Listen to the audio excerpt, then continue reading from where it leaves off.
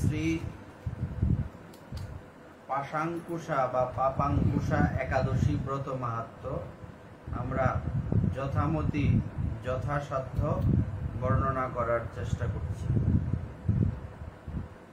আশ্বিন মাসের শুক্লপক্ষিয়া পাশাঙ্কুশা একাদশী মাহাত্ম্য ব্রহ্মবৈবর্ত পুরাণে বর্ণিত আছে। 18টা পুরাণের মধ্যে একটা পুরাণ হচ্ছে ব্রহ্মবৈবর্ত পুরাণ। যুধিষ্ঠির বললেন, হে মধুসূদন, আশ্বিন মাসের শুক্লপক্ষের একাদশীর নাম কি? তদুত্তরে শ্রীকৃষ্ণ বললেন, হে রাজেন্দ্র। রাজেন্দ্র হচ্ছে রাজা, রাজা যোগীন্দ্র, রাজেন্দ্র। কেন রাজেন্দ্র কেন? কারণ উনি ছিলেন সসাগরা পৃথিবীর অধীশ্বর, এই জন্য ওনাকে রাজেন্দ্র বলে সম্বোধন করা হয়েছে। আশ্বিনের শুক্লপক্ষিয়া একাদশী পাশাঙ্কুশা নামে প্রসিদ্ধা। কেউ কেউ একে পাপাঙ্কুশাও বলে থাকেন। অঙ্কুশ মানে কি? মানে আটকে রাখার মতো আর কি, অঙ্কুশ বেঁধে রাখা। হ্যাঁ, পাপের অঙ্কুশকে মানে পাপকে বেঁধে রাখা। হ্যাঁ, সমস্ত পাপকে বেঁধে রাখা বা সমস্ত পাপের মানে এই একাদশী ব্রত যথাযথ পালন করলে কি হবে না, পাপগুলি যে পাপ করা হয়েছে সেগুলি নষ্ট হবে এবং পাপের পায়ে অঙ্কুশ বা কি বলে বাঁধন হয়ে যাবে, সে আর আক্রমণ করতে পারবে না। এরকম কিছু সহজে কেউ পাপ করবে না, পাপ করার বাসনাগুলিও দূরীভূত হবে। এই জন্য একে পাপাঙ্কুশাও বলে। এই একাদশীতে অভীষ্ট ফল লাভের জন্য মুক্তিদাতা পদ্মনাভের পূজা করবে। এক একটা একাদশী ব্রতের এক একজন অধীশ্বর থাকে। তো এই একাদশী ব্রতের অধীশ্বরকে ভগবান পদ্মনাভ। শ্রীহরির নাম সংকীর্তন দ্বারা পৃথিবীর সর্বতীর্থের ফল লাভ হয়। ভগবানের নাম জপ করলে সমস্ত তীর্থের ফল পাওয়া যায়। বদ্ধজীব মোহবশত বহু পাপ কর্ম করেও ভগবান শ্রীহরির শরণাপন্ন হয়ে প্রণাম নিবেদনে নরক যাতনা থেকে রক্ষা পায়। একমাত্র ভগবানকে প্রণাম করার মাধ্যমে, প্রণাম করলেই কি হয়, কত বড় কথা, ভগবানকে প্রণাম নিবেদন করলেই নরক যাতনা থেকে রক্ষা পাওয়া যায়। তার মানে আর কিছু করব না, ভগবানকে শুধু প্রণামই করব। কথাটা এরকম আসে না? হ্যাঁ, তাইলে তো ভগবানকে প্রণাম করলেই যদি নরক যন্ত্রণা শেষ হয়ে যায়, তাইলে প্রণামই করব, এত কষ্ট করে ব্রত করে লাভ কি? এরকম কিছু কথা আসে। প্রণামটা কিন্তু শুধু মাথা নোয়ানোর মধ্যে সীমাবদ্ধ না। প্রণাম মানে কি? মানে নিজেকে সম্পূর্ণরূপে ভগবানের কাছে সমর্পণ করে দেওয়া। যে ব্যক্তি ভগবানের কাছে নিজেকে সমর্পণ করে দিয়েছেন, সেই ব্যক্তি কি আর ভগবানের সেবা ছাড়া থাকতে পারবে? তার মানে প্রণাম করেও যদি, ভগবানকে প্রণাম করার পরও যদি কেউ ভগবানের সেবা না করে বা ভগবানের কথা মেনে না চলে, তাহলে বুঝতে হবে সে মন থেকে প্রণাম হিসাব বরাবর।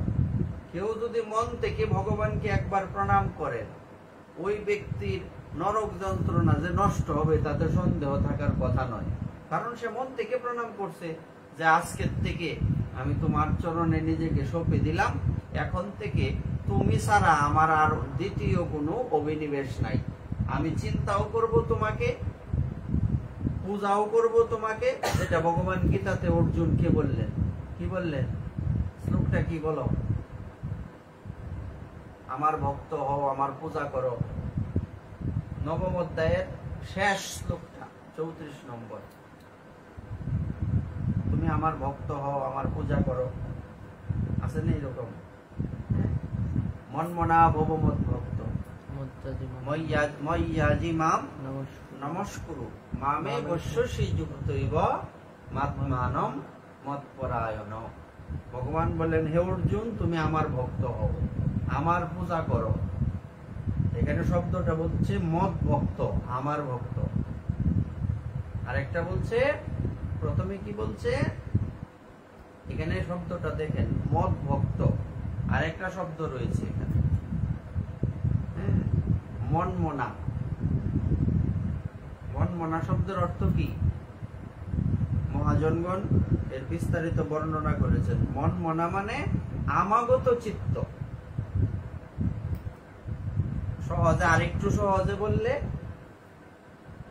তুমি তোমার চিত্ত কেবলমাত্র আমার ভাবনাই করবে, এমন পরিস্থিতি তৈরি করো। এবং এখানে দুইটা শব্দ দাঁড়ায়, অনেকগুলি শব্দ অর্থ আসে, এর মধ্যে দুটা অর্থ আমরা খুব মোটামুটি সাধারণ দৃষ্টিতে দেখতে পাই। মনমনা মানে আমাগত চিত্ত হও, তোমার মন আমাকে ছাড়া আর অন্য কোনো চিন্তা করবে না, এটা হচ্ছে মনমনা। আরেকটা হচ্ছে আমি কি চাই, আমার মন কি চায়, তোমার মন সেটাই করবে, এটা হচ্ছে মনমনা। একজন ভক্তের সবচেয়ে বড় এবং প্রধান বৈশিষ্ট্য হচ্ছে সে যে ভক্ত। একজন ব্যক্তি কারো ভক্ত, সে ভগবানের ভক্ত হোক, দেবতার ভক্ত হোক, মানুষের ভক্ত হোক, সে যে ভক্ত তার প্রমাণ কি? এক কথায় যদি ভক্ত চিনতে হয়, সেই ভক্তের চিত্তে সে যার ভক্ত, এই ব্যক্তি ভিন্ন অন্য কোনো ব্যক্তি আসতে পারবে না। সৎপতিম সৎ স্ত্রিয়ম সৎপতিম যথা। অর্থাৎ বিষয়টা এরকম, একজন সতী নারীর হৃদয়ের মধ্যে নিজের স্বামী ব্যতীত অন্য কোনো পর পুরুষের চিন্তা আসে, যদি আসে সে সতী নারী না। তেমনি একজন ভক্তের বিশেষ বৈশিষ্ট্য হচ্ছে উনি একজন সতী নারীর মতো। সতীর নারী যেমন নিজের স্বামী ব্যতীত অন্য কারো চিন্তা ভাবনা করতে পারে না, স্বপ্নেও ভাবে না, তেমনি একজন ভক্ত ভগবান ভিন্ন অন্য কারো চিন্তা করতে, এটা হচ্ছে মনমনা। এমন এই জন্য শব্দটা হচ্ছে আমাগত চিত্ত হও। অনন্য শরণ বা কৃষ্ণৈক শরণ। অনন্য শরণ মানে অন্য কোনো কারো শরণ না, শরণ একমাত্র তোমার। যেটা ঠাকুর মহাশয় প্রেম ভক্তি চন্দ্রিকাতে বললেন, কি বললেন? কি করতে হবে? শরণ নিলে কেবলমাত্র আমারই শরণ নিতে হবে, শরণ সবার নেওয়া যায় না। আবেগের ঠেলায় কখনো এটা বলা যাবে না সবাই আমার সবাই আমার স্বামী। এটা কি সম্ভব? শ্বশুর বাসুর অনেক হইতে পারে, ভাতার কিন্তু একজনই হয়। শ্বশুর বাসুর অনেক হইতে পারে। যেমন দৃষ্টান্ত কি, বৈষ্ণব আর গুরুদেবের মধ্যে কোনো পার্থক্য নেই, আছে? যেই বৈষ্ণব সেই গুরুদেব, যেই গুরুদেব সেই সাধু, তিনের মধ্যে কোনো ভিন্ন নাই। কিন্তু এখানে একটা বিষয় রয়েছে, সেটা হচ্ছে আমি কোনো বৈষ্ণবের সাধুর সেবা করতে পারি, তার উপদেশ গ্রহণ করতে পারি, কিন্তু আমি কোনো কর্ম করার আগে এই সিদ্ধান্তটা আমার গুরুদেবের থেকে নিতে হবে। বিষয়টা হচ্ছে অন্যান্য বৈষ্ণবকে তুমি সেবা করতে পারো, কিন্তু তুমি যখন তোমার জীবনকে পরিচালনা করবে, তখন তুমি তোমার গুরুদেবের কথায় জীবন পরিচালনা করবে, অন্য কারো কথায় জীবন পরিচালনা করা যাবে। কারণ কখনো কখনো, যদিও সচরাচর এমন হয় না, গুরুদেব যেই কথা বলবেন সাধু একই কথা বলবেন, বৈষ্ণব একই কথা বলবেন, কারণ তারা তো শাস্ত্রের বাইরে বলবেন না। কিন্তু কখনো কখনো এমন হতে পারে, নিষ্ঠার জন্য যদিও বৈষ্ণব বা সাধু অশাস্ত্রীয় কথা বা অশাস্ত্রীয় সিদ্ধান্ত দেন না, তারপরেও শাস্ত্রীয় সিদ্ধান্তটাই বৈষ্ণব দিয়েছেন বা সাধু দিয়েছেন, এই বিষয়টা এরপরেও কি করতে হবে? গুরুদেবকে গিয়ে বলতে হবে, বাবা আমি এই কথাটা অমুক বৈষ্ণবের থেকে শুনেছি, এখন আমি কি এটা মানতে পারি বা আমার কি মানা উচিত? আপনি কি বলেন? আপনি যেটা বলবেন সেটা। যে আমি আমার গুরুদেবের কথাও মানলাম, হ্যাঁ এই বৈষ্ণব যে সিদ্ধান্ত দিল এটাও মানলাম, গুরুদেবের সাথে আমার কোনো সম্বন্ধই নাই, কোনো যোগাযোগই নাই, তাইলে এটা নিষ্ঠার মধ্যে পড়ে না। অর্থাৎ বিষয়টা এমন আর কি, আমি সবাইকে সম্মান করব, হ্যাঁ, কিন্তু আমার আরাধ্য একমাত্র, হ্যাঁ আমার আরাধ্য একমাত্র গোবিন্দ। গুরুদেব তো বটেই, কারণ গোবিন্দ কারে দিয়া? গুরুদেবকে দিয়া। এই জন্যই আগে যেটা আমরা আলোচনা করলাম মন্দিরে, যে বিষয়টা কি, একজন ভক্তের বিশেষ বৈশিষ্ট্য থাকবে, সে শুধু গুরুদেবের সিদ্ধান্ত মেনে চলবে, সবার কথা মানতে গেলে নিজেও বিপদে পড়বে, নিষ্ঠারও হানি হবে। তো কথাটা কোথার থেকে এসছে? যে ভগবানকে প্রণাম করলেই নরক যন্ত্রণা থেকে মুক্তি লাভ করা যায়। কোন অ্যাঙ্গেল থেকে বলছে? এই অ্যাঙ্গেল থেকে বলছে যে একবার ভগবানকে প্রণাম করে নিল মন থেকে, সেই ব্যক্তি কখনো ভগবানের কথা ভিন্ন চলতে যদি চলে, তাইলে সে ভগবানের ভক্তের লিস্টে নাই, তার মধ্যে নিষ্ঠার হানি আছে, তা ভগবানের সে যে ভক্ত, প্রকৃত ভক্ত হতে পারে নাই, মানে খাঁটি সোনা না, এর মধ্যে খাদ আছে। এই বিষয়টা কিন্তু একটা বিশাল, হ্যাঁ এই জন্য এখানে এই শব্দটা যাতে আমরা এইভাবে না নেই, যে ভগবানকে প্রণাম করলে যদি নরক যন্ত্রণা ভোগ না করতে হয়, তাইলে প্রণাম করলাম আর কিছুই করতাম না, এই বিষয় যাতে না আসে। আচ্ছা, এই একাদশীর মহিমা শ্রবণ করার ফলে নিদারুণ যমদণ্ড থেকে মুক্তি লাভ হয়। তাহলে আমি একাদশীর মাহাত্ম্যকালী শ্রবণ করব, একাদশী করব না কিছুই করব? এরকম কি? যে ব্যক্তি একবার একাদশীর মাহাত্ম্য শ্রবণ করেছে, সেই ব্যক্তি কি কোনোদিন একাদশী ছাড়া থাকতে পারবে? হ্যাঁ, এজন্যই তো প্রতিদিন ভাগবত শ্রবণ করতে হবে, প্রতিদিন সাধু সঙ্গ করতে হবে। একদিন শুনলাম কি করলাম না করলাম এরকম না, প্রতিদিন আমাদের ভাগবত শ্রবণ করতে হবে, প্রতিদিন সাধু সঙ্গ করতে হবে, আর নাইলে ওই সারা বছর প্রসাদ পায় একদিন বেদা লই যাবে, এরকম ফেসের মধ্যে করতে। হ্যাঁ, বিষয়টা কি না, আমার তো আত্মীয় বাড়ি গেছি, আমার প্রসাদ শেষ। কেন এটা হয়েছে? কারণ আমার প্রসাদে নিষ্ঠা এখনো হয়নি। কেন এরকম হয়েছে? আমি এখনো ভগবানের প্রতি আমার যে হৃদয়টা, আমি ভগবানকে সম্পূর্ণ দিতে আমার মন বিভিন্ন জায়গায় যায়। হ্যাঁ, পরে সামনে জালমুড়ি দেখলে জালমুড়িও খাইলে, হ্যাঁ এরকম, মানে আমি এখনো প্রসাদের প্রতি আমার নিষ্ঠা আসে। বা বিষয়গুলি কেন আসে, এটা দৃষ্টান্ত। আমি যদি ভগবানের প্রকৃত ভক্ত হই, ভগবানের সিদ্ধান্ত ছাড়া আমি একটা পাও আগাতে পারবো না, একটা কাইকো বাড়াতে পারবো না। হ্যাঁ, আগে এই অ্যাঙ্গেলটা আমাদের ঠিক রাখতে হবে, আমাদের এই অ্যাঙ্গেলটা ঠিক রাখতে হবে। তাইলে একাদশীর মাহাত্ম্য যে ব্যক্তি মন থেকে শ্রবণ করে, সে ব্যক্তি একাদশী পালন করবে, সে ব্যক্তি ভগবানের ভক্ত হবে নিশ্চিত। আর ভগবানের ভক্ত হইলে তো অটোমেটিক যমদণ্ড থেকে সে মুক্তি লাভ করবে। তার মানে শ্রবণ করলেই যে হইব তা না, এই কান দিয়া ঢুকিয়ে এই কান দিয়া বাইরে হইতেও পারে, এরকম। মানে এটার মধ্যে কথাটা তো বুঝতে হবে, লেখছে তো ঠিক আছে, বুঝতে হবে আর কি। কৌনাওয়ালা যেমন তেমন বুঝনাওয়ালার ফাটাফাটি, বিষয়টা লেখছে তো লেখছে, হ্যাঁ, কিন্তু আমি কি বুঝলাম এটা হচ্ছে দেখার বিষয়। শ্রীহরি বাসর ব্রতের মতো ত্রিভুবনে পবিত্রকারী আর কোন বস্তু নেই, আর কোন এত পবিত্র ব্রত আর নাই। হাজার হাজার অশ্বমেধ যজ্ঞ এবং শত শত রাজস্ব যজ্ঞ এই ব্রতের শতভাগের একাংশেরও সমান না। না, এইগুলি এমন না যে এই একাদশী করলেই ফল হবে না, লোক দেখাইছে বললেও শাস্ত্রকে অবমাননা করা হবে। অনেকে এরকম ভাবে যে মনে হয় আমাদেরকে এই পথে আনার জন্য সমস্ত লোক দেখাইছে, কথাটা এরকম না। হ্যাঁ, একটা অ্যাঙ্গেল থেকে বিচার করলে এই কথাটা সত্য বলা যায়, কিন্তু এতে শাস্ত্রের অবমাননা হয়, তার মানে এটা মিথ্যা কথাটা। এমন কথা বলা যাবে না যাতে শাস্ত্রের অবমাননা হয়। এই কথা বলছে তার মানে এই একাদশী ব্রত করলে সত্যি সত্যি হাজার হাজার অশ্বমেধ যজ্ঞের ফল হয়, সত্যি সত্যি শত শত রাজসূয় যজ্ঞের ফল হয়, তাতে কোনো সন্দেহ নেই। এই ব্রত পালনে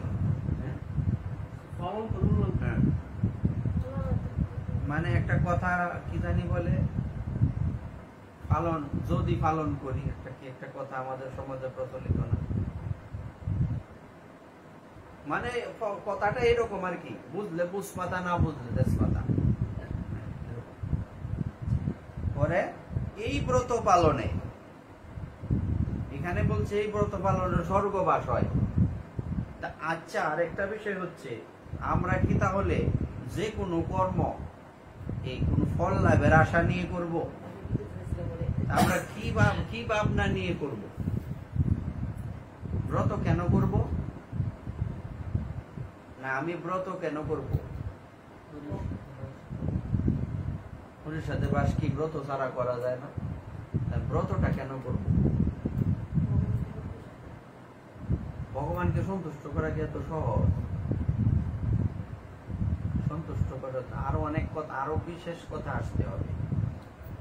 হ্যাঁ, এই কথাগুলি যদি আমরা একসাথে যুক্ত করি, অনেকগুলি কথা যোগ হবে, যেটা ক্লাসে হয়। তুমি বলো যে কেন ব্রত করা, সে একটা বললো, লেখা হলো, আর একজন আরেকটা বললো, সবগুলি পয়েন্ট যখন একসাথে হবে তখন বিষয়টা সুন্দর হবে। কি বলছেন আপনি?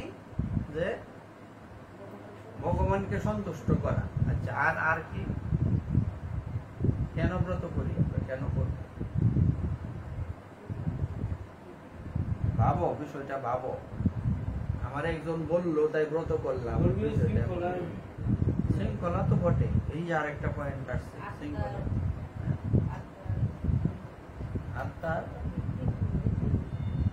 তৃপ্তি, মানে আত্মতৃপ্তির জন্য হইতেই পারে, নিজের সদ্গতির জন্য হইতেই পারে। হ্যাঁ, এটা বৈজ্ঞানিক ভাবে আবার একাদশী ব্রত করলে বা ব্রতাদি করলে শরীরের জন্য উপকার আছে, আরো বিভিন্ন ব্যাপার আছে। হ্যাঁ, তাইলে মূল বিষয়টা হচ্ছে আমরা ব্রত করব কেন? আমরা শুধু ব্রত না, প্রশ্ন হচ্ছে ভগবানের ভজন করবই কেন? জপ, একাদশী ব্রত, নিয়ম মাস, অমুক তমুক কেন করব? প্রত্যেকটা কর্মের একটাই উদ্দেশ্য থাকবে, শ্রীহরির সন্তুষ্টি বিধান, যাতে ভগবান সন্তুষ্ট হবে, তাই ব্রত করি। আরেকটা বিষয় আছে, সেটা হচ্ছে যে এই ব্রতগুলি করলে যদি আমি সবসময় ভগবানের চিন্তা করতে পারি, হ্যাঁ, এই ব্রতগুলি করলে যদি সবসময় আমার মনটা ভগবানের দিকে থাকে, ধাবিত হয়, এটাই তো আমার বড় পাওয়া। হ্যাঁ, এটাই তো মেইন বিষয়। হ্যাঁ, এত কিছু করার মূল উদ্দেশ্য হচ্ছে সাধন করো, ভজন করো, মরতে জানলে হয়, মৃত্যুটা যাতে ঠিক মতো হয়। কারণ আমি যদি সারা জীবন ভগবানের ভজন না করি, নাম না করি, তাহলে কিন্তু মৃত্যুর সময় আমার কখনোই ভগবানের নাম স্মরণ হবে না বা স্মরণে আসবে না। আর ভগবানের নাম স্মরণে না আসলে বা ভগবানের কথা স্মরণ না হলে কি হবে? আমার মানে সদ্গতিরও চিন্তা ভক্ত করে না। ভক্তের লক্ষ্য হচ্ছে ভগবানের সেবা প্রাপ্তি, ভগবানের সেবা থেকে দূরে চলে যাবে। এই জন্য ভক্ত সবসময় প্রার্থনা করেন ভগবানের কাছে যে প্রভু, আমি কি পাবো না পাবো এই চিন্তা করি না, আমি যাতে নরকে থাকলেও তোমার সেবা করতে পারি, এটা হচ্ছে আমাদের টার্গেট। ব্রত কেন করব? সেবা করে সুখ দিব, এই মাত্র চাই। তোমাকে সন্তুষ্ট করব কিভাবে? সেবা করে। কিন্তু মাথায় যাতে এটা কখনোই না আসে যে আমি সেবা করলে ভগবানকে সন্তুষ্ট করতে পারব, কোনোদিনই সম্ভব। উনি নিজে সন্তুষ্ট হবেন, এই বিশ্বাস থাকতে হবে। কারণ আমার এমন কি আছে যে আমি ভগবানকে সন্তুষ্ট করব? এত বড় কথা বলবো কিভাবে? এই কথা তো আমি হজম করতে পারবো না বলে আমি ভগবানকে সন্তুষ্ট করতে পারবো না। কিন্তু উনি কৃপা করলে, হ্যাঁ, উনি কৃপা করলে আমি কিছু করতে পারবো, এবং কিছু করলে করাকে আচ্ছা 25 পাইছে 33 দেয়া দেও, 30 পাইছে 33 দিতেই পারে। উনি চাইলে সব পারে। সুতরাং আমার কোনো না কোনো ত্রুটি ভগবানের সেবা করতে গিয়ে থাকবে, ভজন করতে গিয়ে থাকবে, কিন্তু এই ত্রুটিটা ভগবানের চোখে পড়বে না। এটা হচ্ছে ভগবানের স্পেশালিটি। প্রেম না থাকলেও প্রেম কি বললি চলে আসবে। আবার কর্মগুলি করতে করতে করতে করতে প্রেম আসবে। প্রেম হচ্ছে টপ ক্লাস বিষয়, সর্বোচ্চ প্রাপ্তি, জীবনের মূল উদ্দেশ্য। এই প্রসঙ্গটাতে গিয়ে আমরা আরেকটু সামনে চলে আসছি।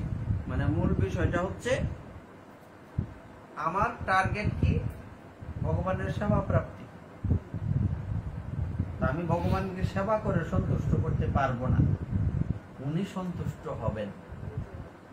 মানে আমরা যে ভোগারতিতে পদ গাই যে কি নিজ গুণে গ্রহণ করো, এটা কি শব্দটা কি? নিজ গুণে মানে কি?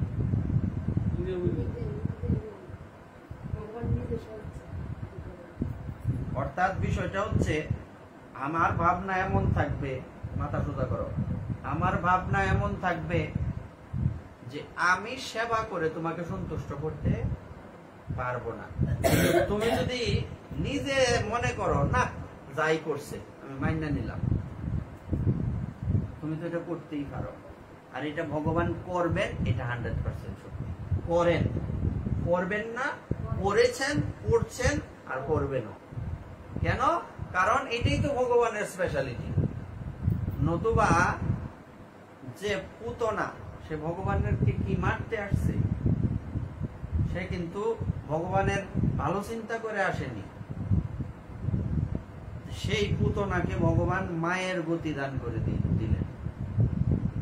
পুতনার মনে তো ভগবানের প্রতি বিন্দু পরিমাণ ভক্তি ছিল না। অর্থাৎ যেন তেন প্রকারে মায়ের রূপ ধরে আসছে, সেই জন্য বলা যায়। কেন উনি তো ভগবান তো তার দুগ্ধপান করছে, কিন্তু উদ্দেশ্য তো এটা ছিল না। রাইট, মেইন বিষয়টা হচ্ছে আমি কিভাবে সেবা করলাম, এটা ভগবান দেখবেন না। ভগবান দেখবেন উনি কিভাবে, উনি মানে ভগবান উনি উনার মতো করে নেবেন না। যাক আমি তাকে ইয়ে দিয়ে দিলাম, পাশ দিয়ে দিলাম, এটা হচ্ছে ভগবানের। এটা কোনো সাধারণ মানুষের দ্বারা সম্ভব না। আর এই বিষয়টা আমরা বুঝি না বলে আমরা সংসারের চক্করে পড়ে আমরা ভগবানকে বুঝি না, আমরা সংসারকে বুঝি। যেই কারণে আমাদের জন্ম জন্মান্তর এই আবার আসা যাওয়া চলছে অনন্তকাল। হ্যাঁ, ঘুরতে বুঝি হলো রে মন আবার 84। বিষয়টা এরকম। এই আমার মূল বিষয়টা হচ্ছে আমি গুরু সেবা করতে পারিনি, আমারেনি রাখবেন গুরু চরণের দাসী। ইতর পানা কার্য আমার ঘটছে অহর্নিশি, আমার ইত্রামি কর্ম দিনে রাত্রে চলছে। তারপরেও আমি তোমার কাছে প্রার্থনা করি। কেন? কারণটা হচ্ছে আমিও তো তোমারই সন্তান। আমি ভুল করলেও তোমার, সঠিক করলেও আমি তোমারই। আমি যদি তোমাকে আমার মনে নাও করি তাও আমি তোমার, আমি যদি তোমাকে আমার মনে করি তাও আমি তোমার। এই জায়গাটাতেই ভগবানের বিশেষত্ব। আর উনি আমাদের এইভাবেই কৃপা করেন, কিন্তু আমরা বুঝি না, ওইভাবে ভগবানকে নিজের মন প্রাণ দেই না। কারণ ভগবান কেন চাইবেন? একটা মানুষ, সে তো ভগবানের কথা তো ইয়ের কথা, একটা সাধারণ মানুষের কথা বলি। একটা মানুষকে যদি আরেকটা মানুষ ভালো না বাসে, সেই মানুষটা ওই মানুষের কাছে যাবে কেন? যদিও ভগবানের বেলায় এই বিষয় নাই যে ভালোবাসে না তার কাছেও যান, কিন্তু কেউ যখন বলছে, কেউ যদি ভগবানের ভজনও করে, সে ভগবানের কাছে ভগবানের সেবাই চাচ্ছে, কিন্তু তার মনের মধ্যে আর অন্য কিছু চাওয়া আছে, তখন ভগবান তাকে প্রেম দেবেন না। নাহিদেন প্রেম দেন, নাহিদেন প্রেম ধন, রাখেন লুকাইয়া।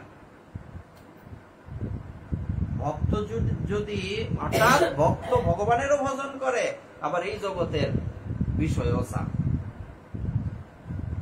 যে 6টা জিনিসের কথা কালকে বলছিলাম না, এর মধ্যে একটা কি বিষয়ের লালসা।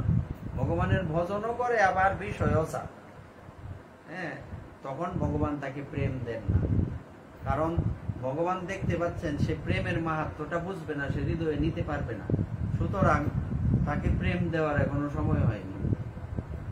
তাই ভক্তি মুক্তি অনেক কিছুই পাইতে পারে, প্রেম সচরাচর দেন না ভগবান।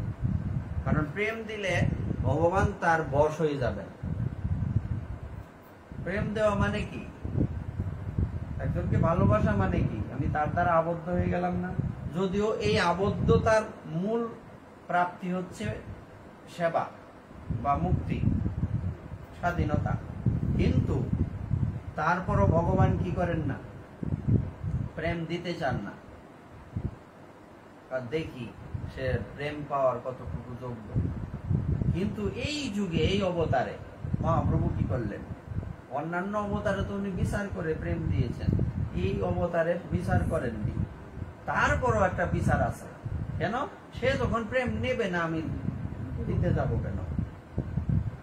সে তো অন্য কিছু চায়। সে, অর্থাৎ আমি যদি কাউকে ভালোবাসি, আমি তো জোর করে তাকে আমার প্রতি আকৃষ্ট করতে যাব না। আমি ভাববো, আচ্ছা আমি যখন তাকে ভালোবাসি, হ্যাঁ, সে যেটা পায়া খুশি, সে সেটা নিয়েই থাকুক। ভগবান এই কথা বলে, সে যখন বিষয় নিয়ে থাকতে ভালোবাসে, বিষয় নিয়েই থাকুক। সে যখন 100% আমার হয়ে আমার কাছে আসবে, তখন আমি তাকে প্রেম দেব। এই জায়গায় কিছু রেস্ট্রিকশন আছে, এই জায়গায় কিছু নিয়ম কানুনের ব্যাপার আছে। এই জন্য বলছে যে এই ব্রত পালনে আমরা ব্রতাদি বা কোনো কিছু কেন পালন করব? ভগবানের সন্তুষ্টি বিধানের জন্য। কিন্তু এই ভাবনা যাতে না থাকে, আমি আজকে লক্ষমালা জপ করছি, তার মানে আমি ভগবান পাইছি। ওই অহংকার না আসে, আমি আজকে নির্জলা ব্রত করছি, আমি নির্জলা ব্রত করছি একটা, এমনও অনেক লোক আছে 1000টা নির্জলা ব্রত করতেছে। এমনও অনেক লোক আছে বড় বড় মুনি ঋষিরা পাহাড়ে জঙ্গলে কঠোর বছরের পর বছর তপস্যা করতেছে। তাদের তুলনায় তো আমার এই ব্রতটা কিছুই না। আমি কোন মুখে বলবো যে আমি নির্জলা ব্রত করছি, মানে ভগবানের পকেটে নিয়ে ঘুরতেছি? এটা বলার কোনো সুযোগ নাই। এই ভাবনা আসলো মানে আমার ব্রতের ফলটা সুপ্ত হয়ে যাবে, হারিয়ে যাবে, কৃপা লাভ হবে। মুক্তি, দীর্ঘায়ু, আরোগ্য, সুপত্নী, বন্ধু প্রবৃত্তি অনায়াসে লাভ করা যায়। আচ্ছা, যারা ভগবানের ভক্ত, তাদের কি বন্ধুর পরিমাণ বেশি না শত্রুর পরিমাণ বেশি? শত্রু বেশি। কেমনে বোঝায়? যে ভগবানের ভক্ত, তার কি শত্রুর পরিমাণ বেশি?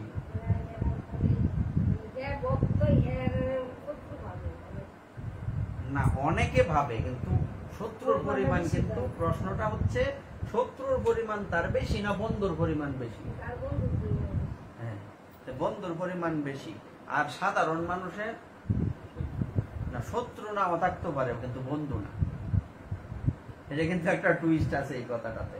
অর্থাৎ সাধারণ মানুষের শত্রু বেশি নাই থাকতে পারে, কিন্তু বন্ধুও বেশি নাই। কিন্তু একজন ভক্তের বেলায়, আজকে একজন ভক্ত যদি ডাক দেয়, হাজারো লোক চলে আসবে। একটা সাধারণ মানুষ ডাক দিলে কয়জন লোক আসবে? তার মানে বন্ধুর পরিমাণ। কেউ যদি ভগবানের ভজন করে, ব্রতাদি করে, তখন তার কি লাভ হয়? বন্ধু লাভ হয়, বন্ধুর পরিমাণ বাড়ে। সুপত্নী, যখন কেউ গৃহস্থ হয়, তার ভালো স্ত্রী প্রাপ্তি হয়, ভক্ত স্ত্রী পায়, কিংবা ভক্ত স্বামী পায় যদি ভজন করে। আরোগ্য, রোগ শোক সাধুরা কমই থাকে, কিন্তু যে সাধুরা আমাদের পাপ নিয়া এই প্রারব্ধ ভোগ করতেছে এটা আলাদা বিষয়। কর্ম মানে আমার পাপটা নিয়ে আমার গুরুদেব এই রোগগ্রস্ত হয়েছে, এটা আলাদা বিষয়। এমনিতে স্বাভাবিক অবস্থায় সাধুরার কোনো রোগ হয় না, খুব কম। যে সাধুরা গিয়ে দেখেন, যে সাধুরা শিষ্য করে না সেই সাধুরা রোগ নাই, কম রোগ নাই বললেই চলে। এটা বহন করুন ব্যাপার আছে। হ্যাঁ, আরোগ্য, দীর্ঘ আয়ু সাধুরা লাভ করে ভজন করলে, মুক্তি ভক্তিও লাভ করে, ভজনের প্রভাবে ভক্তি লাভ হয়। হে রাজন, কে কাকে বলছে এই কথা? একাদশীর মাহাত্ম্য কে কাকে বলছে? একাদশীর মাহাত্ম্য কাকে? তার প্রশ্নের উত্তরে যুধিষ্ঠির মহারাজ।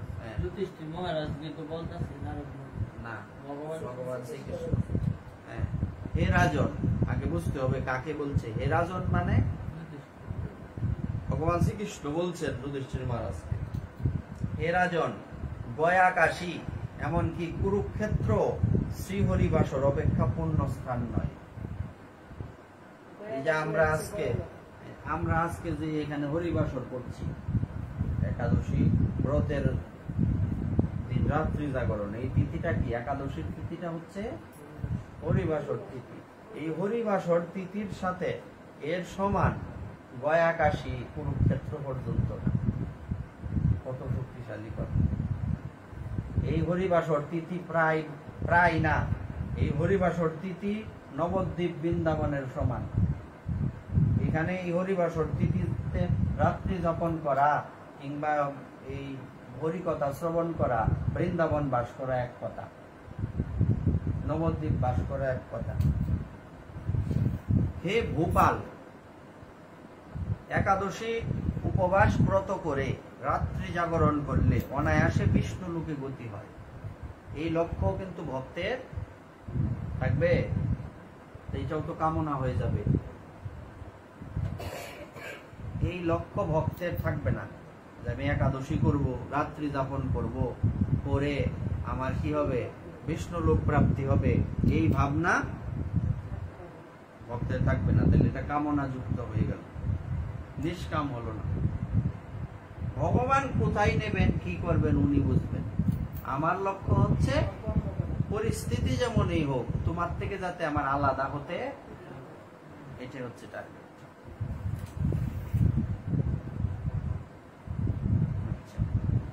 এই পাশাঙ্কুশা ব্রতের ফলে মানুষ সর্বপাপ মুক্ত হয়ে গোলকে গমন করতে সমর্থ হয়। এই পবিত্র দিনে যিনি স্বর্ণ, তিল, গাভী, অন্ন, বস্ত্র, জল, ছত্র, পাদুকা দান করেন তাকে আর জমা লয়ে যেতে হয় না। দান করছো আজকে, দান করছো, লাভ কি?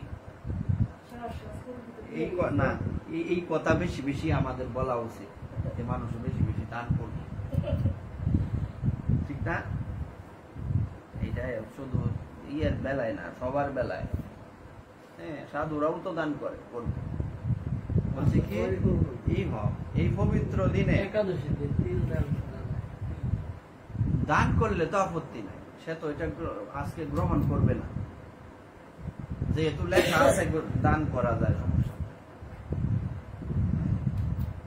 অনেকে এরকম বলে থাকেন একাদশীর দিন কিভাবে এই অন্ন, এখানে তো অন্নের কথাও বলা আছে।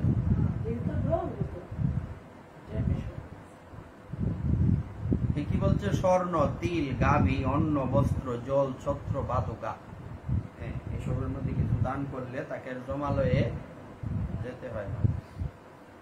যারা এই সকল পুণ্য কার্য করে না তাদের জীবন কামার শালার হাপরের মতো বিপদ। কামারের হাপর কি শ্বাস নেয় না? এইটা কি তার শ্বাস নেওয়ার, মানুষের বা প্রাণীর শ্বাস নেওয়া কি এক? কোনো ব্যক্তি যদি এই এত সুন্দর মানব জন্ম পাওয়ার পর ভগবানের ভজন না করে, এই যে দান না করে, তাইলে তার শ্বাস নেওয়ার, কামারের দোকানের হাপরের শ্বাস নেওয়ার মধ্যে কোনো পার্থক্য নেই। নিষ্ঠার সাথে এই ব্রত পালনে উচ্চকুলে নিরোগ ও দীর্ঘায়ু শরীর লাভ হয়। এই ব্রত নিষ্ঠার সহিত পালন করলে এমনও হইতে পারে যে হায় রে, আমি শেষ জীবনে এই ব্রতের কথা জানতে পারছি, আমি করলাম, শেষ জীবনে এই ব্রত পালন করলাম, করার পর কি হলো, এই ব্রত নিষ্ঠা সহকারে পালনের ফলে পরবর্তী জন্মে আমি নিরোগ দেহ এবং উচ্চকুলে আমার জন্ম হবে, এমন একটা পরিস্থিতি ভগবান করে দেবেন যাতে আমি ভগবানের ভজন করতে পারি। বিশাল প্রাপ্তি না? অত্যন্ত পাপাচারীও যদি এই পুণ্যব্রতের অনুষ্ঠান করে তবে সেও রৌরব নামক মহাযন্ত্রণা থেকে মুক্ত হয়ে বৈকুণ্ঠ সুখ লাভ করে।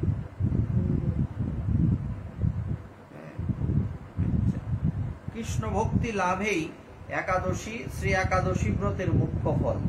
এই লাইন আসছে। সমস্ত ব্রতের, সমস্ত যজ্ঞের, সমস্ত ক্রিয়াকাণ্ডের মুখ্য ফল কি? কৃষ্ণ ভক্তি লাভ করা। তবে আনুষঙ্গিক রূপে স্বর্গ ঐশ্বর্যাদি অনিত্য ফল লাভ হয়ে থাকে। আনুষঙ্গিক আর মুখ্যের মধ্যে পার্থক্য কি? মুখ্য আর গৌণের মধ্যে পার্থক্য কি? ডাইরেক্ট আর ইয়ে হচ্ছে ইনডাইরেক্ট, গৌণ। তো এখানে দৃষ্টান্ত কি আসে? আগে দৃষ্টান্ত দিতে হবে, মানুষ তো নাইলে বুঝবে না। মুখ্য ফল হচ্ছে কৃষ্ণ ভক্তি লাভ, আর আনুষঙ্গিক ভাবে অটোমেটিক্যালি, অর্থাৎ দৃষ্টান্তকে পারিপার্শ্বিক কিছু আছে, পারিপার্শ্বিক এটা তো এইভাবে বললে এই কথাটা পূর্ণ মাথায় ঢুকেনি। এর দৃষ্টান্ত হচ্ছে মাধবেন্দ্রপুরী। মাধবেন্দ্রপুরী পাদের ইচ্ছা কি? ওনার মূল লক্ষ্য হচ্ছে কৃষ্ণ ভক্তি লাভ, কৃষ্ণ প্রেম লাভ, নাকি? কিন্তু আনুষঙ্গিক ভাবে প্রতিষ্ঠা কি ওনার পিছনে ছুটেনি? উনি যখন ওই অমৃত কেলি ইয়েতে, ওই খিচুড়া গোপীনাথে 12টা ভোগ হয় এরকম মাটির ভান্ডে, অমৃত কেলি তার নাম, ক্ষীর, এর নাম হচ্ছে অমৃত কেলি। অমৃত কেলি এই ভোগ উনি শুনতে পেলেন এবং দেখলেন, দেখে ভাবলেন এটা খেলে কেমন লাগে এবং কিভাবে তৈরি করতে হয়, তাইলে আমি বুঝতে পারবো, তাইলে আমি ভগবানকে কি করতে পারবো, আমি ভগবানকে এটা আবার রন্ধন করে বা তৈরি করে দিতে পারবো। হ্যাঁ, এই ভেবে উনি বলেছিলেন। হ্যাঁ, আবার ভাবলেন সর্বনাশ, আমি এটা কি বললাম, তাইলে কি আমার ক্ষীর খাওয়ার লালসা জাগলো, জিহ্বা আমার এত বাড়লো কেমনে, আমি আর এই এরিয়ার মধ্যেই থাকবো না। উনি মন্দির ত্যাগ করে একটা বাজারের মধ্যে, মানে একটা সাফরা ঘর আছে, এই ঘরের মধ্যে উনি বসে রইলেন। উনি ওখানে বসে হরিনাম করতে লাগলেন আর অনুশোচনা করতে লাগলেন। আমি কি চিন্তা করলাম, আমি কি তাহলে নিজের জিহ্বার চিন্তা করলাম? আসলে কি উনি জিহ্বার চিন্তা করছে? করে নাই। অথচ এই জায়গা থেকে আমাদের একটা বিশেষ শিক্ষা আছে। শিক্ষা হচ্ছে ভগবানের তো নামে না, কামে তো আমারে না খাওয়া। আমরা সর্বপ্রথম কি চিন্তা করি? ভগবানের সেবার কথা চিন্তা করি, আর নিজের সেবার কি খাই, আমি পছন্দ করি, এটা গিয়ে বাজার থেকে না। এই বিষয়গুলি থেকে আমাদের বেরিয়ে আসতে হবে। এটা তাহলে প্রসাদ পুঁজির লিস্টে পড়লো না। আমরা বলি যে প্রসাদ পুঁজি শব্দটা এত সহজ না। কি ভাবনা থাকবে যে ভগবানের সেবা হবে, ভগবানের সেবার অবশিষ্ট উনি যদি কৃপা করে দাও হে প্রভু এই মহাপ্রসাদ, আছে না? তাইলে এই ভাবনা যাতে আমাদের মনে কাজ না করে, ভগবানেরটা আগে চিন্তা হবে। অনেক সময় ভাবি না, এটা আমার ভালো লাগে না, এটা রান্না করতাম না, এই কাজটা, আরে তোমার ভালো লাগাতে না লাগাতে কি আসে যায়? ভগবানের তো এটা পছন্দ। অনেকেই আছে যে না, আমি এটা পছন্দ করি না, মানে এটা আমি রান্না করতাম না। কি রে ভাই, তুমি তোমার জিহ্বার জন্য না রান্না করতেছ? এইসব চিন্তা তোমার থাকবে কেন? তোমার কি পছন্দ কি অপছন্দ এটা দেখার বিষয় নয়, তোমাকে চিন্তা করতে হবে আমার প্রভু কি কিসে সন্তুষ্টি লাভ করেন, ওনার কিসে সুখ, উনি কি খেয়ে আনন্দ পান। তোমার পছন্দ অপছন্দ, তাহলে এটা প্রসাদ বুঝি হইল না, আগেই ভগবানের আগেই খাইছে, তাইলে হবে না। এটা যেটা বুঝাইতে চাচ্ছি, উনি ওখানে বসে রইলেন, অনুশোচনা করতে লাগলেন। এই দিকের ঘটনা কি, ভগবান এক ভাণ্ড ওনার উত্তরের নিচে লুকায় রাখছে একটা পাত্র, অমৃত কেলি, সেই ক্ষীর। পরে তো নাম হইল ক্ষীরচোরা গোপীনাথ। ধন্য সেই মাধবেন্দ্রপুরী, যার জন্য গোপীনাথ ক্ষীর করলো চুরি। তখন উনি কি করলেন, পূজারী তো সব পরিষ্কার করে ঘুমিয়ে পড়লেন। রাত্রে ভগবান গিয়ে বলতে লাগলেন যে স্বপ্নে, পূজারী যাও, আমি আমার ভক্তের জন্য প্রসাদ রেখেছি, এই প্রসাদ দিয়ে আসো। পূজারী অর্ধেক রাত্রে ঘুম থেকে উঠে স্নান সারা মন্দিরে যাবো, স্নান টান করে মন্দিরে ঢুকলেন, গিয়ে দেখলেন ভগবানের উত্তরীর ভিতরে একটা ক্ষীরের বাটি, অর্থাৎ ভগবান বুলায় রাখছে।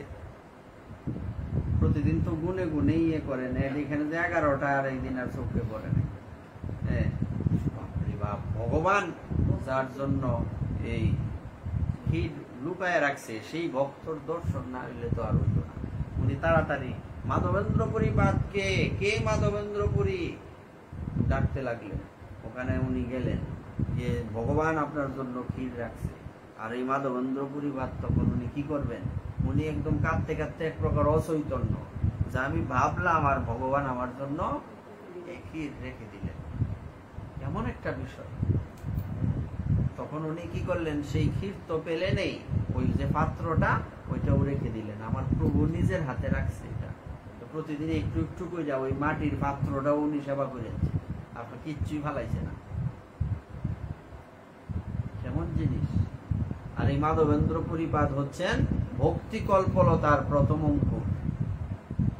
মহাপ্রভু যখন ওনার কথা বলতেন, তখন উনি নয়ন জলে ভাসতেন। মহাপ্রভুর কি হয়, মাধবেন্দ্রপুরী কি লাগে, মহাপ্রভু না জানলে হইব, কার ভাগ্যে খাস ঠাউর চিনস না, একটা কথা আছে। কার কারণে মহাপ্রভু পাইছি, কারার কারণে, তাদের আগে চিনতে হবে, পরম্পরা তার জানতে হবে। মহাপ্রভুর যিনি পরম গুরুদেব, নিত্যানন্দ প্রভু, অদ্বৈত প্রভু, তারপরে এই যে কি বলে চট্টগ্রামের যে পুণ্ডরিক বিদ্যানিধি, উনাদের সকলের গুরুদেব উনি মাধবেন্দ্রপুরী পাদ। উনাকে না চিনলে হবে, আগে তো মূল গুরু চিনতে হবে। ভক্তির প্রথম অঙ্কুর হচ্ছেন মাধবেন্দ্রপুরী। মহাপ্রভু এই কথা যখন বলতেন, তখন ভক্তরা আনন্দে একদম আত্মহারা। ভগবানের মুখে ভক্তের কথা, আরে ভক্তের মুখে ভগবানের কথা তো সবাই শুনতে পারে, কিন্তু ভগবানের মুখে ভক্তের কথা কয়জনে পান। ওনাদের কত সৌভাগ্য। ওই সময়ে এই কত পাপীরাও ছিলেন। মহাপ্রভু যখন পৃথিবীতে অবতীর্ণ হয়েছে, তখন কোনো পাপী ছিল না নবদ্বীপে। তাদের ভাগ্য যে তারা চিনুক আর না চিনুক, ভগবানকে তো দর্শন করছে। আমরা তো এই ভাগ্য আর নাই যে সাক্ষাৎ ভগবানের লীলা দর্শন করব। ঠাকুর মহাশয় বলছিলেন না যে কি, আমি কত দুর্ভাগা, হইল পাপিষ্ট জন্ম। কিংবা বললেন এই যে কি বলে কৃষ্ণদাস কবিরাজ গোস্বামী পাদ, হইল পাপিষ্ট জন্ম তখন না হইল, যখন গৌর সুন্দর বিহারও করিল। আমার তখন জন্ম হইল না, যখন মহাপ্রভু আসতেন। তখন যদি আমার জন্ম হইতো, তখন তো ওনাকে দর্শন করতে পারতাম। তখন পাপীরাও দর্শন করছে, এখন তো পাপীরা দর্শন পায় না, তখন তো পাপীরাও দর্শন পাইছে। আমি তো পাপী, মহাপাপী হইলেও আমি তার দর্শন পাইতে পারতাম। ওই সময় আমার জন্ম হইল না, আমার কত দুর্ভাগ্য। তাদের কত সৌভাগ্য। এই জন্য যেটা বলছিলাম, মাধবেন্দ্রপুরী পাদ তখন ওখানে বসে রইলেন, প্রসাদ পেলেন, ভাবলেন এই পূজারি গিয়ে সবাইকে বলবে। এই কথা তো লুকায় থাকবার কথা না, এত বড় কথা। ভগবান যার জন্য এই প্রসাদ লুকায় রাখে, এই কথা লোকেরা আশেপাশে শুনবো আর আবার জ্বালাই। প্রণাম করতে করতে জীবন শেষ করব। সুতরাং আমি আর এখানে থাকবো না। প্রতিষ্ঠার ভয়ে পুরী পলাইলো ধাইয়া, মাধবেন্দ্র পুরীপাদ প্রতিষ্ঠার ভয়ে ছুটতে লাগলেন, সর্বনাশ, উনি চলে গেলেন। কিন্তু প্রতিষ্ঠার ভয়ে উনি ছুটলে কি হবে? প্রতিষ্ঠা ঠিক উনার পিছনে পিছনে ছুটে হাত জোর করে দাঁড়িয়ে আছেন। একবার এই বৈষ্ণবপদ বাবা একটা পাঠে বলছিলেন, যখন কোনো বৈষ্ণব, কোনো সাধু চিন্তা করবেন আমি বৈষ্ণব সেবা দেব, তখন ঐশ্বর্য, অর্থ সম্পত্তি হাত জোর করে বলবে আমরা তো পিছনে দাঁড়াই রয়েছি, আজ্ঞা করুন মহারাজ, কিভাবে আপনার সেবা করতে পারি। মুক্তি মুক্তি সিদ্ধি সবাই হাত জোর করে ভক্তের পিছনে দাঁড়ায় থাকে। আজকে বলেন একটা বৈষ্ণব সেবা দেবেন কোন ভক্ত, অটোমেটিক্যালি হাজার হাজার বৈষ্ণব সেবা শুরু হয়ে যাবে। তার দৃষ্টান্ত তো আমাদের গুরুদেবী। হ্যাঁ, উনি কি ওনার কিছু ছিল? কিছুই ছিল না, এক কাপড়ে থাকতেন। এই কালো কাপড়, নতুন কাপড় খুব কমই পড়ছে, ভক্তরা দিলে পড়ছে, নাহলে এইভাবেই কালো কাপড় এইভাবেই পড়ছে। হ্যাঁ, একটা উত্তরই, আর কিছুই নাই, চলছে, খালি গায়ে থাকতেন বেশিরভাগ। অথচ উনি এই ব্যক্তি হাজার হাজার সাধু সেবা দিতেন। এগুলি কিভাবে হয়? এরা পিছনে দাঁড়ায় থাকে সাধুদের, আজ্ঞা করুন। আজকে এই তুমি নিষ্কিঞ্চন সাধু হইলে এটা ভাবতে হবে না যে রাধা কুণ্ডে তোমার জায়গা হবে কিনা, নবদ্বীপে হবে কিনা।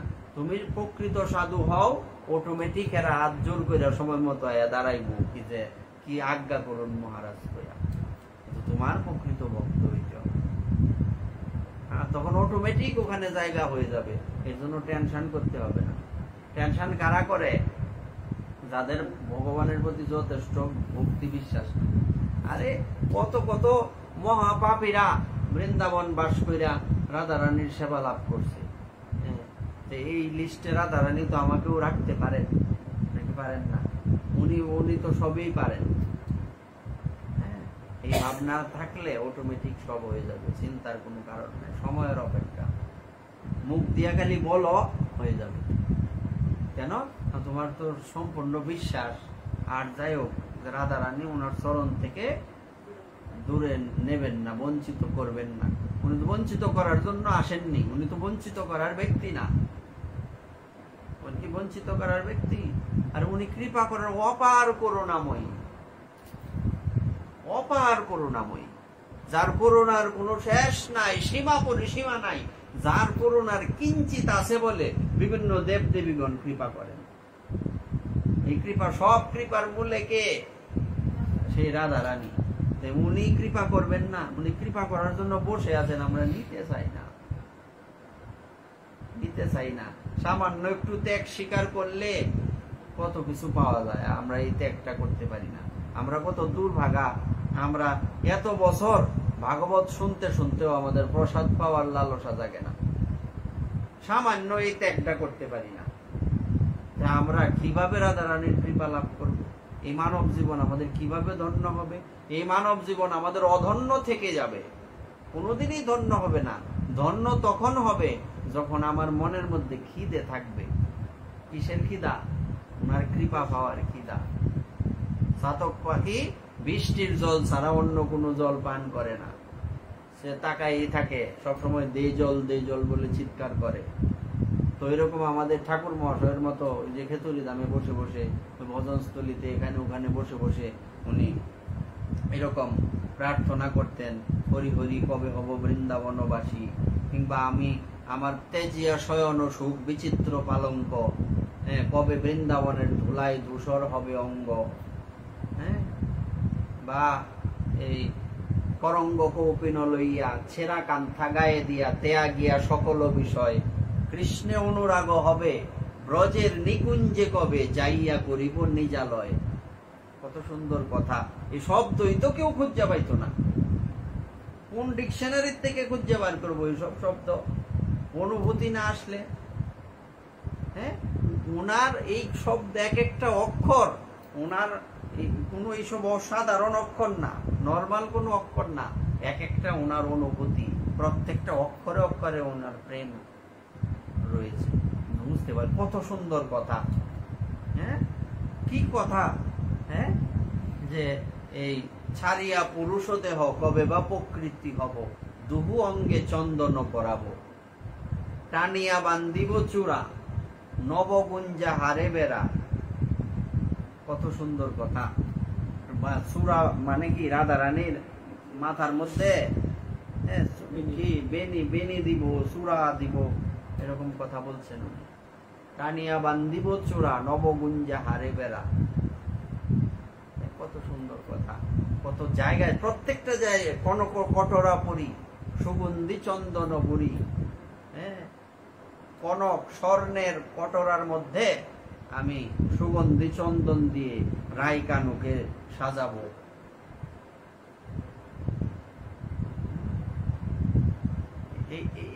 এই হচ্ছে খিদা। এই খিদার এমনি খেডের খিদা, এটা ব্রত থাকলে খিদা লাগে। এই খিদা তখন আর লাগবে না। তখন কিসের খিদে থাকবে? শুধু খিদে থাকবে কবে ব্রজে বাস হবে। হ্যাঁ, খিদে থাকবে কবে যুগলের সেবা করব। হ্যাঁ, এইসব খিদে থাকবে তখন। তা আমাদের যাতে খিদে না কমে, খিদে যাতে বাড়ে। কিছু পাইলাম আর শেষ হয়ে গেল না, এতে যথেষ্ট না।